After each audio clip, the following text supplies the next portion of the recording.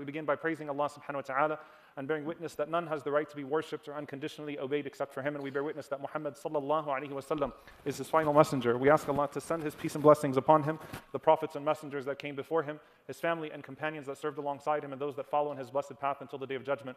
And we ask Allah to make us amongst them. Allahumma ameen.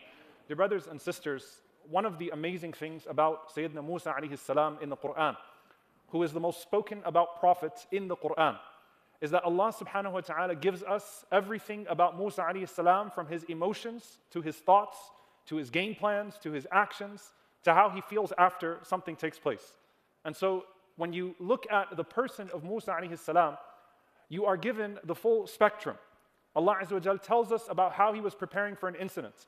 Allah subhanahu wa ta'ala tells us about the very real human emotion of anxiety before an incident will take place.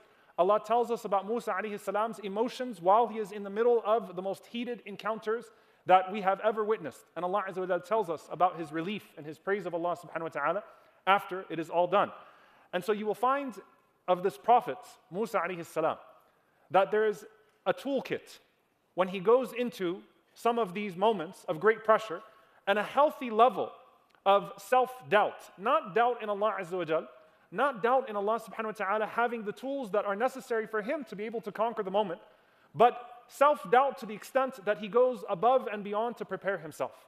And so even in the words, which are not unique to him, when he meets Al-Khadr alayhi salam, "Satajiduni insha'Allah min as-sabirin," you will find me insha'Allah to be amongst the patients. You find that when his future father-in-law speaks to him, "Satajiduni insha'Allah min as-salihin," that I will honor the contract with you, O Musa. You will find me, inshallah, to be amongst the righteous. You will find me to be up to the mission, up to the integrity that is required for the moment. When Ismail alayhi salam speaks to his father Ibrahim alayhi salam, you will find me, O my father, insha'Allah min as-sabirin. You'll find me, God willing, to be amongst the patients. They all recognize that they were entering into a very difficult moment, something that might challenge what they have already set out to do. And they put their trust entirely in Allah subhanahu wa ta'ala to see them through that moment. And subhanAllah, with Musa alayhi salam, when he says to Al-Khadr alayhi salam, "Satajiduni insha'Allah min as-sabirin," you will find me insha'Allah to be amongst the patient, he was sincere. He truly wanted to meet the moment. But as things started to unfold before him, Musa alayhi salam slips. It's not a slip into sin. It's being too hasty with trying to get the answers of the situation. And every time Al-Khadr challenges him and tells him that, "Didn't I tell you, لَن تَسْتَطِيعَ مَعِيَ صَبْرًا," that you will not be able to be patient with me? He once again renews, "Yes, I will be patient. This time I'll be patient. This time I will be patient." What the ulama speak about in this regard, as you dissect these sentences from the prophets of Allah, is that no matter how much you spiritually condition yourself for the circumstance, for the moment, you don't actually know how you're going to act in the moment. And that's why the most frequent dua of the Prophet ﷺ, who has the least to worry about, the one who is forgiven for his previous sins, for his future sins, for anything that has come before and anything that comes after, the best of Allah's creation, his most frequent dua is, "Ya muqallib al-qulub, thabbit qalbi ala dinik." O turner of hearts, make my heart firm on your religion.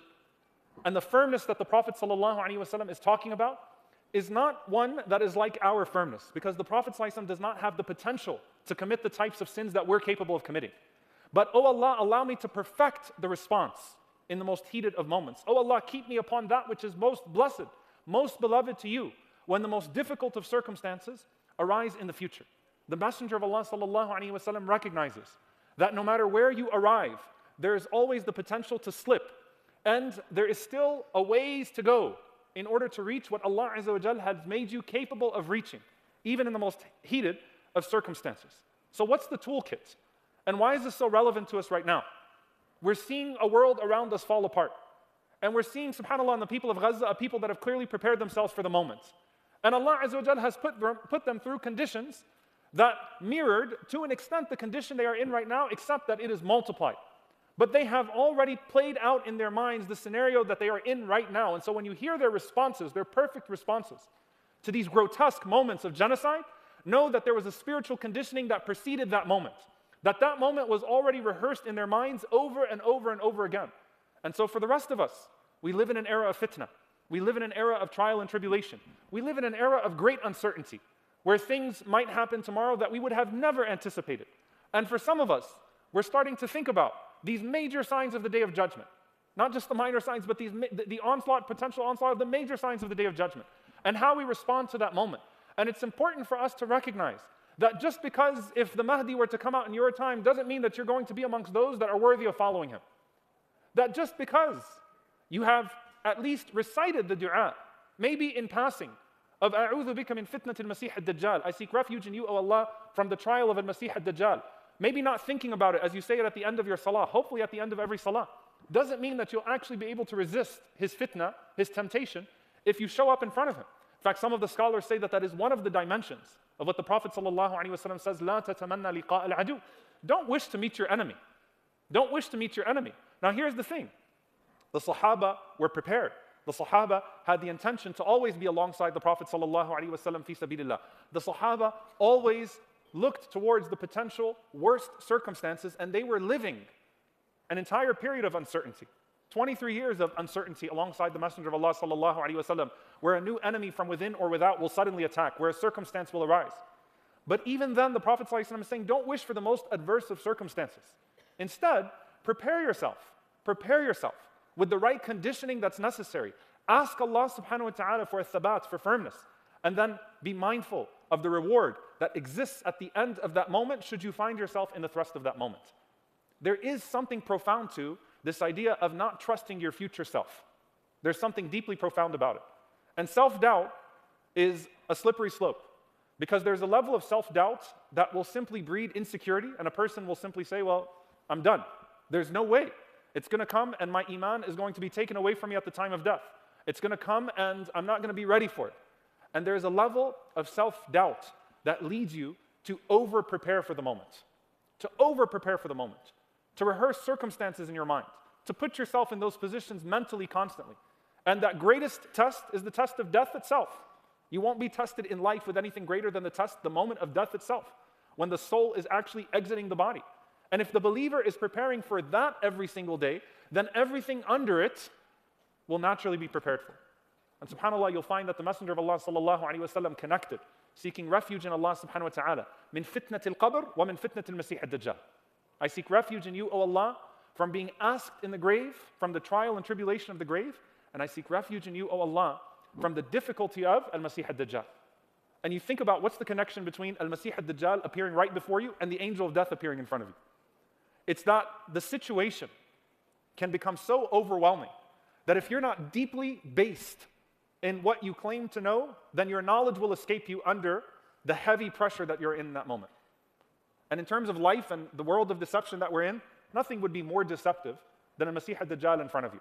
And in terms of your senses leaving you, if you're not deeply based in that knowledge, deeply conditioned in iman, deeply conditioned in faith, when the angels are in the grave and they ask you, Man Rabbuk, in that type of scenario, who is your Lord? And they proceed to ask you the questions. You can't look around. There are no clues. There is nothing to search here. It's whether or not you've conditioned yourself enough in it to be able to answer from a place of spiritual reflex. You immediately can answer because you've conditioned yourself for that moment. And we also take from this that in the case of Musa alayhi salam, and in the case of all of these great people that came before, the prophets and the righteous ones before us, that they built their toolkit. What was their toolkit like? First and foremost, look at Musa alayhi salam's dua. When Allah Azza wa Jal tells him to go forth to meet the Fir'aun. قَالَ رَبِّ اشْرَحْ لِي صَدْرِي وَيَسِّرْ لِي أَمْرِي وَاحْلُلْ عُقْدَةَ مِنْ لِسَانِي يَفْقَهُ قَوْلِي. It's like he doesn't entrust to himself a single element of this affair. Oh Allah, expand my chest. Not, alhamdulillah, I'm a prophet, I've already been through a lot. I went through the Nile River, I went through fleeing death and being a fugitive and being a refugee here. I went through this difficult situation. He doesn't trust his own chest. رَبِّ اشْرَحْ لِي صَدْرِي. Expand it for me, O Allah. وَيَسِّرْ لِي أَمْرِي. Not that I've been through difficult things before, so I don't need your taysir, your easing of the affairs. No, I need you to ease the affair as well. وَاحْلُلْ عُقْدَةَ مِنْ لِسَانِي يَفْقَهُ قَوْلِي. Not that I've represented myself in difficult situations before and I think I know what to say if I find myself here. Ya Allah, untie the knots. Let it flow properly. Let me say the word that is pleasing to you at that moment of great difficulty. SubhanAllah, if you took this dua and you assigned it to the moment of death, or you assigned it to the moment of great distress, it fits each and every single one of them. What do you want? You want the clarity, the ease, and the ability to say that word that is pleasing to Allah subhanahu wa ta'ala under the moment of great duress. He also teaches us to have in our toolkit that righteous company. As the scholars say, when it comes to fitna, be with the righteous or be alone, but there's no third option. Be with the righteous or be alone, but there's no third option. If you realize with Musa alayhi salam, وَجْعَلْ لِي وَزِيرًا مِنْ أَهْلِي, grant me my brother, let me have Harun with me. When Musa alayhi salam goes out to Al-Khadr, he takes with him Yusha alayhi salam, Yusha bin Nun. There's a righteous companion. If you can find a righteous companion, then be with that righteous companion.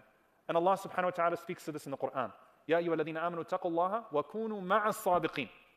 O you who believe, be mindful of Allah and be amongst those who are truthful. When Allah Azza wa Jalla says, وَاصْبِرْ نَفْسَكَ مَعَ الَّذِينَ يَدْعُونَ رَبَّهُم بِالْغَدَاةِ وَالْعَشِيِّ يُرِيدُونَ وَجْهَهُ. Keep yourself patient with those, right, who worship Allah subhanahu wa ta'ala day and night. So you can't just say, you will find me insha'Allah to be amongst the sabirin, but you don't have sabirin around you, people that teach you sabr around you. You can't just say, you will find me insha'Allah to be amongst the sadiqeen, the salihin, but you're not ma'a sadiqeen wa salihin today. You're not with the righteous and the truthful people today. So you have the dua in your toolbox.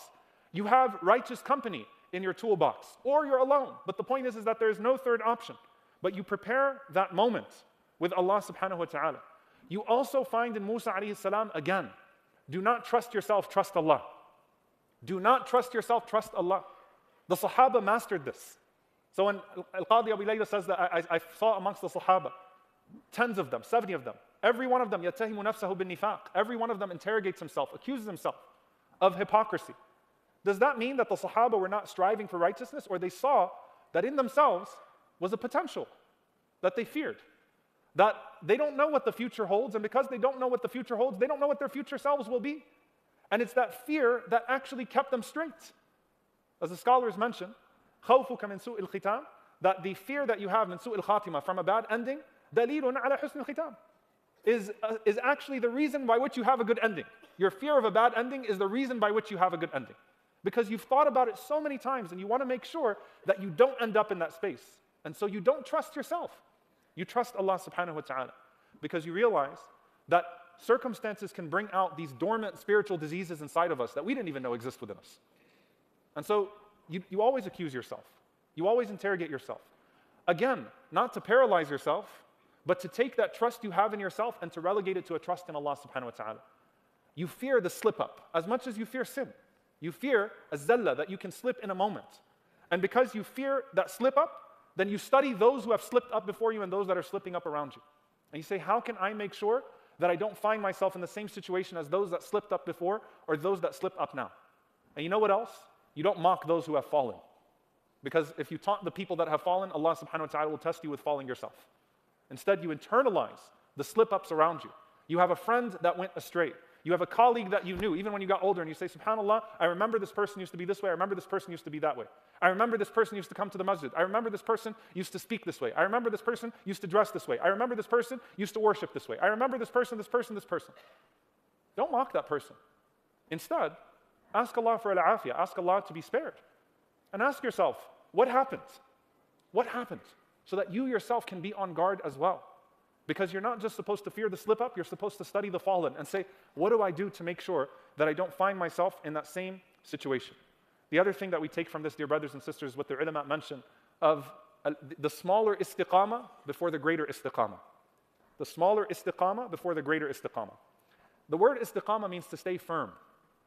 To stay firm. And it was the most frequent dua of the Prophet ﷺ, to stay firm. And there's always a minor manifestation and a major manifestation. And so, that a person would increase imanan ma'a imanihim, faith upon faith. Just because you have faith does not mean that you have enough faith.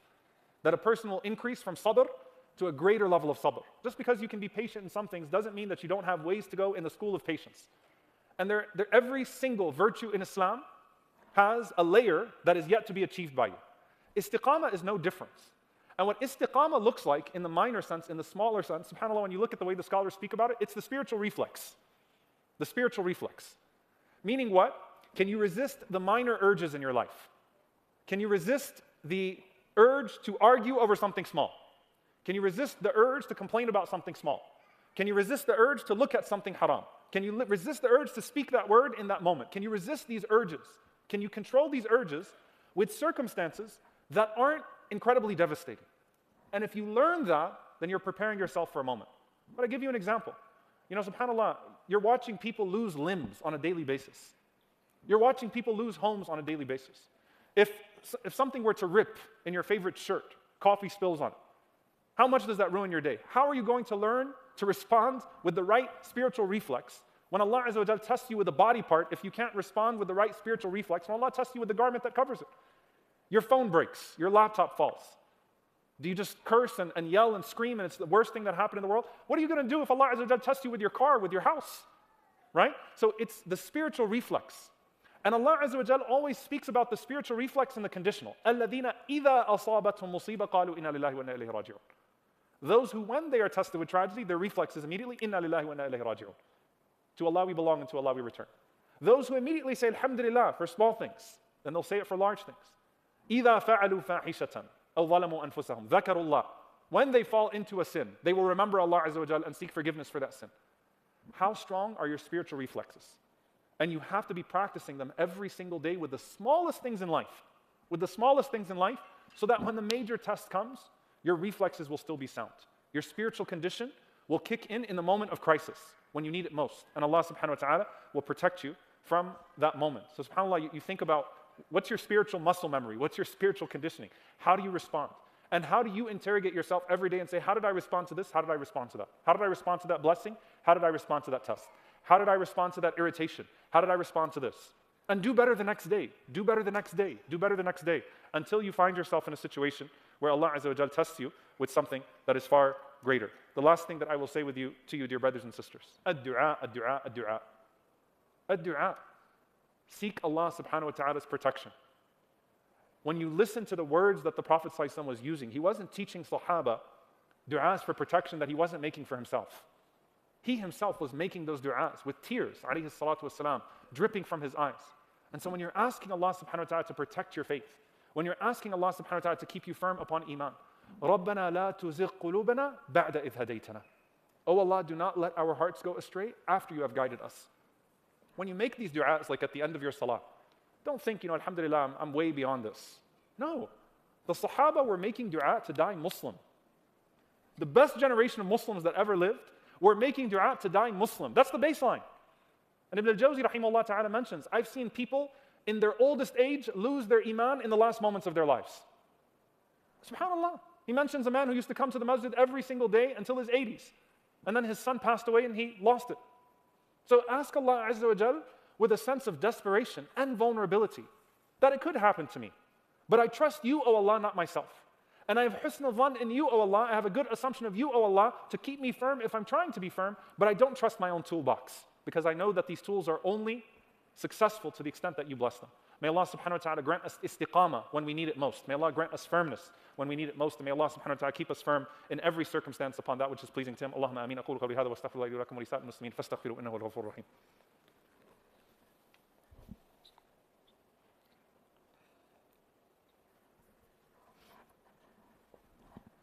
الحمد لله والصلاة والسلام على رسول الله وعلى آله وصحبه ومن والاه. ربنا لا تزغ قلوبنا بعد إذ هديتنا وهب لنا من لدنك رحمة إنك أنت الوهاب. ربنا إنك جامع الناس ليوم لا ريب فيه إن الله لا يخلف الميعاد.